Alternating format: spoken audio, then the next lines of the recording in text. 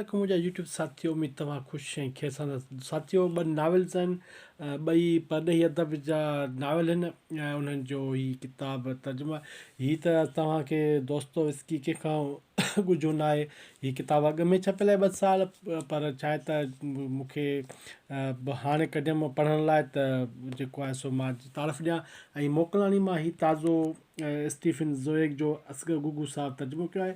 ऐं जॾहिं हिन जो فرھاد جيلاني नौजवान साथी, ॾाढो प्यारो माण्हू, हीअ आहे असांजो साथी فرھاد جيلاني, बाटनि जो साथी आहे ऐं ॾाढो पढ़ण सां हिन जो उर्दू अदब ॿाहिरि अदब खे ॾाढे प्यार सुठो पढ़ंदो आहे, सुठो पढ़ाकू साथी आहे। ऐं हिन असग़र गुगू साहब खे मूं फेसबुक ते ॿियनि पढ़ियो आहे। बाक़ी हीअ किताब सूरत में हिनखे पहिरियों दफ़ो मां पढ़ां थो पियो, तारीफ़ ॾींदो हलंदुसि किताबनि जे हवाले खां। साथियों, ही बेसिकली नावलेट आहे। अंदरि तर्जुमे निगार असग़र गुगू साहब पाण चए थो त हीअ नावलेट आहे, पर हिन में मूंखे न जेका शइ हुजे अंदरि उहा ॿाहिरि लिखो। बाक़ी तर्जुमो सुठो आहे ऐं नावल बि जीअं आहे तूं वरी पढ़ी पोइ राय ॾिबी। हाली पढ़िया ॿई मूं कोन्हनि, भाई थोरो तारीफ़ पढ़ी तव्हांखे ॿुधाईंदुसि। साथियों, दोस्तोवस्की जा नावल असां वटि पाप ऐं पीड़ा आहे या किरामा ज़ोब ॿाहिरि आहिनि, त ॿिया बि किताब हिते असां वटि छपिया अथसि, उनजो तारीफ़ अॻिते ॾियां थो। सुठो नालो आहे, सिंध में सुठो पढ़ियो वेंदो आहे। बाक़ी स्टीफन ज़ोएग जेको आहे सो पहिरियों दफ़ो मुंहिंजी नज़र में आहे, पहिरियों दफ़ो मुंहिंजी आॾो आयो आहे। इनखे मूं अॻ में न ॿुधो आहे न पढ़ियो आहे।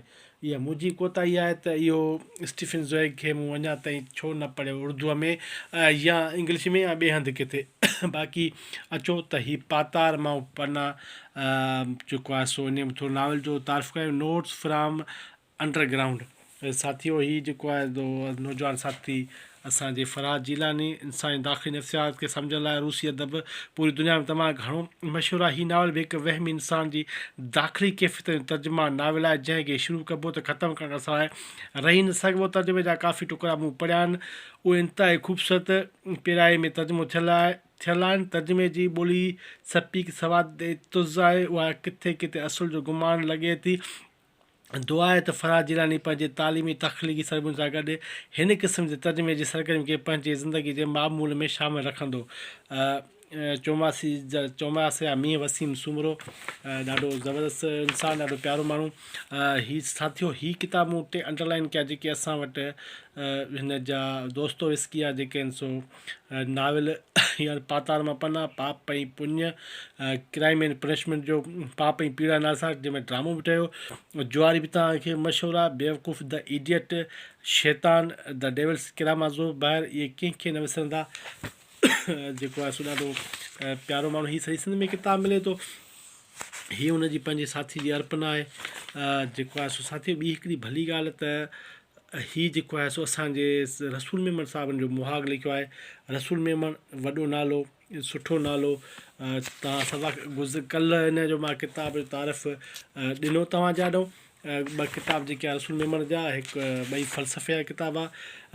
रसूल मेमन चए थो तर्जुमो करे कि 9 वॻो सिबण आहे, दर्ज़ी चङो हूंदो त माप ते सुठो सिबंदो, न त अहिड़ो जिस्म वेही ठहंदो ई कोन, अहिड़ो जो जिस्म ते ठहंदो ई कोन। ज़बरदस्त 2 लाइनियूं, सुठियूं लाइनियूं, कहर जूं लाइनियूं। हूअं त लफ़्ज़नि खे अहमियत न आहे, अहमियत मुशाहिदे खे आहे, ऐं उहा इज़हार ईंदड़ जी सघ आहे त उहो लफ़्ज़नि जी चूंड कीअं करे थो जो संदसि मुशाहिदो पंहिंजी कुवत सां पाण ज़ाहिर करे विझे। दोस्तोवस्कीअ रूसी ॿोली खे इज़हार जो ज़रियो बणाए, अहिड़ो इज़हार अंग्रेज़ी में तर्जुमो थियो, पोइ ॿियनि ॿोलियुनि में इज़हार जो मुंतक़िल थियण जो सिलसिलो पंहिंजे माना विञाए वेहे थो, उन मफ़हूम साॻियो नथो रहे। उहा पढ़ंदड़ जी सलाहियत आहे त उन लफ़्ज़नि पोयां मुशाहिदे जी गहराई खे कीअं थो पहुचे। सुठो पढ़ंदड़ मंज़र न ॾिसंदो आहे, पर पस मंज़र में वञी तख़लीक़ात सां कुल्हे में मिलाए उनजो असुलु आवाज़ु ॿुधंदो आहे। शइ जी अहमियत सभिनी वटि साॻी न आहे, ख़ुशबू ज़ुकाम जो सबबु थी सघे थी। साथियों, इहे लफ़्ज़ अंडरलाइन जेके मां कनि थो इहे सम्झण जहिड़ा आहिनि त ख़ुशबू ज़ुकाम जो सबबु थी सघे थी।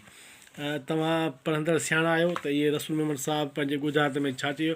فرھاد جيلاني जे तर्जुमे खां अॻु दोस्तोवस्की जे किताब जो सुठो मुतालो कयो आहे। हिन कोशिशि कई आहे त लफ़्ज़नि जी चूंड अहिड़ी करण जो जवाब में किताब जो रूह समाइजी सघे।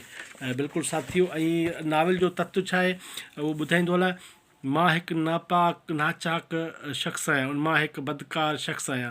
उन जुमिले सां फीودर दोस्तोवस्की जो शाहकार नावल जो आगाज़ थिए थो। संदसि अहिड़ो कमु न सिर्फ़ु 19वीं ऐं 20वीं सदी में इंसान निगार जे दरमियान पर ॿिन्ही सदीअ जे ज़ाती ख़्याल विच में लीको कढे थो। पातार मां पना किताब जे बेनाम वस्तार कंदड़ मंझि अलाही त केतिरा ख़ुदि मौजूदु आहिनि, केतिरा ख़ुदि मौजूदु आहिनि जेके हिक ॿिए सां जंग जोटनि था, ऐं उहे सभई हर ॿिए शइ सां पिणु।